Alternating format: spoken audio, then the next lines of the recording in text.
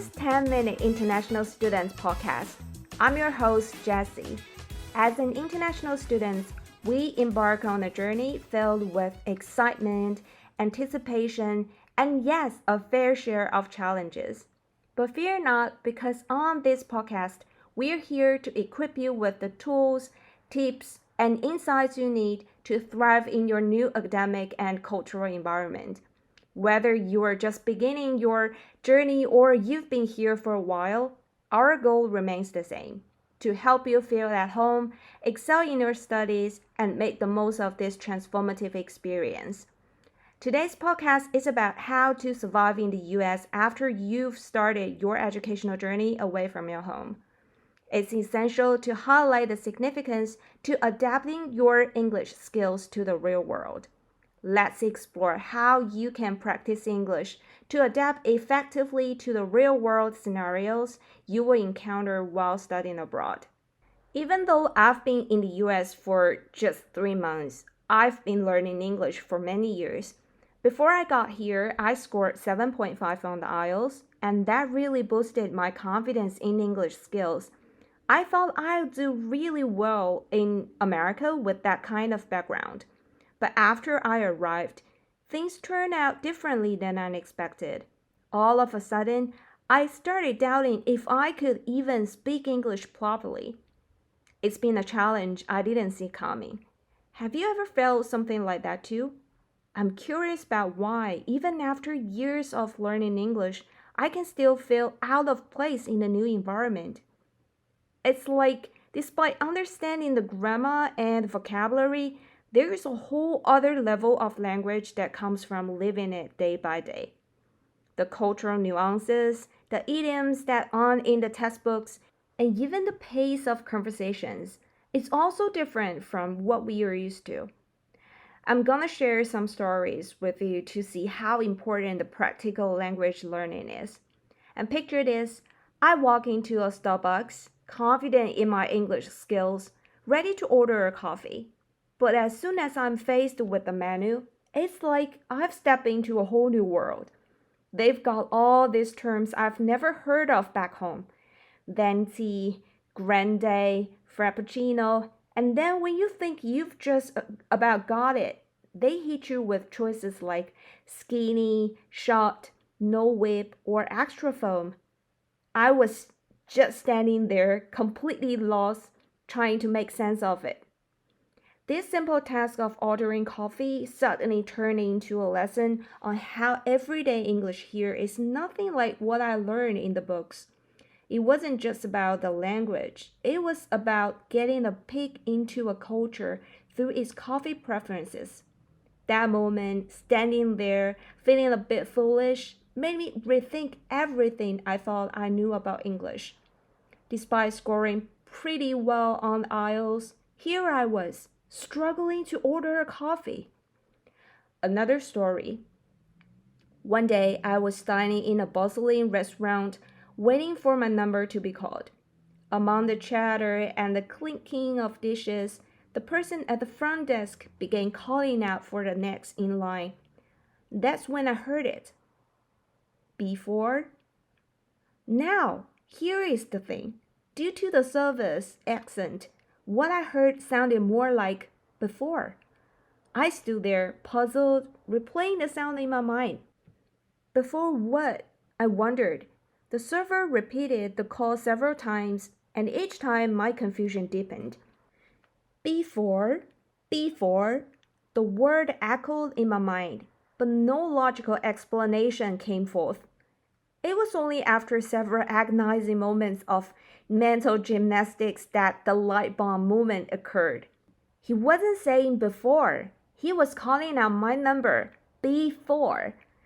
This simple yet memorable incident was a profound realization for me. It dawned on me that mastering English wasn't just about acing standardized tests or mastering the grammar and vocabulary I had spent years studying.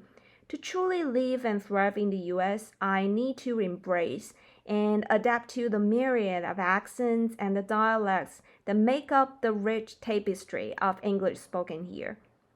The two real stories were both humbling and enlightening, realizing that learning a language isn't just a matter of speaking or writing well. It's about immersing yourself in the culture, understanding the unique ways people express themselves. So, for all of us international students out there, it's super important to grab every chance we get to boost our spoken English skills. Today, we're gonna talk about some strategies that really help me bump up my fluency, and I'm pretty sure they could do the same for you. We're looking at three main approaches: describing your surroundings in English, learning scenario specific vocabulary, and keeping a daily English diary. Okay, the first strategy focuses on making English a part of your daily life, even if you don't have a partner to practice with constantly. A fantastic way to do this is by describing your surroundings, actions, or anything you observe in English. This approach forces the brain to process thoughts in English rather than translating from your native language. It's a form of immersion that you can create for yourself anywhere and anytime. For example, if you are cooking, narrate the process in English. Describe what you're doing, the ingredients, and even how it smells or tastes. It's like becoming the narrator of your own life's movie, but in English. Listeners, try this out. Narrate your day, talk about the weather, describe your emotions, or plan your tasks, all in English. It's a simple yet powerful way to think in English, improving both your vocabulary and the sentence construction skills. For example, one day, I was wandering down this scenic trail in Tiburon all alone, with nobody to chat with. I thought, why not describe everything I'm seeing to myself? And I went like, wow, look at the ocean, its surface glittering like diamonds under the sun. And oh, check out those wild ducks, just floating along so carefree and relaxed. Spring is in the air because every corner is bursting with vibrant trees and flowers in full bloom, painting the world in a riot of colors. And people are soaking up this glorious weekend vibe, hanging out with family or friends, basking in the sheer joy of a laid back, sun drenched day. Okay, let's move on to the second strategy: expanding your vocabulary, but with a twist. Instead of memorizing long lists of words, we're talking about learning specific words and phrases for certain scenarios you are likely to encounter. This could be ordering food at a restaurant, asking for directions, or even making small talk. You might feel the same way I do. Even though we've learned a lot of words and can understand academic articles on various topics, it's still hard to ask for help in everyday situation, like when shopping. Let's say you like a shirt, but it seems too small, and you want to ask the store assistant for a larger size. You might say, well, that might be too small for me. Do you have a larger one? While the assistant probably understands you, a more common way to ask this is, do you have a size up? See, it's not that your English isn't good. It's just that we've been learning academic English, which doesn't always cover the phrases and vocabulary used in everyday conversations. What we need to do is to focus on learning the language specific to different situations. There are lots of YouTubers and social media influencers out there who teach English using everyday situations as examples. So there is a lot of help available right at your fingertips. All you gotta do is to find the best way that works for you to get better at speaking English. The key for you is to focus on relevance and application. When you learn vocabulary specific to different scenarios, you are more likely to remember and use these words since they relate to real life situations you actually face. A fantastic way to practice is by doing role playing exercises. You can do this with a friend or use a language learning app that simulates conversations. Think about the situations you regularly find yourself in or expect to face soon. Begin making lists of useful phrases and vocabulary for these scenarios, and practice saying them out loud. Role playing these situations can significantly boost your confidence and fluency in those contexts. Here is what I do. Suppose I want to order a coffee, right? First, I'd look up a video on how to order coffee.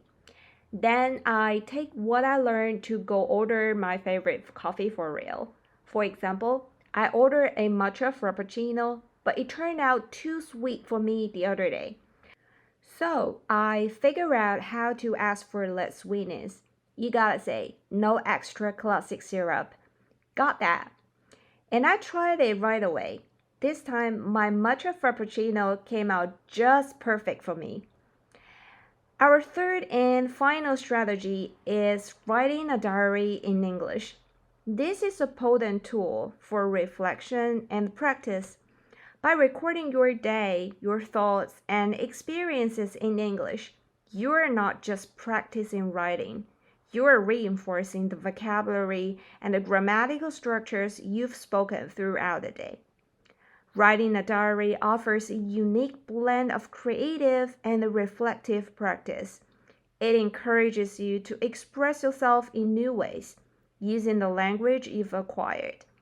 Over time, this practice can lead to significant improvements in both written and spoken English, as the act of writing solidifies your grasp on the language. And for those of you thinking, but my day isn't interesting enough to write about, remember, the value lies in the practice, not the content. Write about anything and everything. The goal is consistency and the practice. Alright, let's bring it all together. Boosting your spoken English skills is really about taking one step at a time, bit by bit. Start by getting a grip on the words you're gonna run into a lot. Dive deep into English by talking about what's going on in your life and jot down your thoughts in an English diary every day. Make these activities part of your daily habits, and you will definitely start noticing some big changes in how well you speak English. I really hope these tips give you some inspiration on how to improve your spoken English. Remember, it's all about the long game. Stay curious and always be ready to pick up something new. That's how you make those big leaps forward in your English. And thank you for listening, and I'll see you in the next episode. Bye.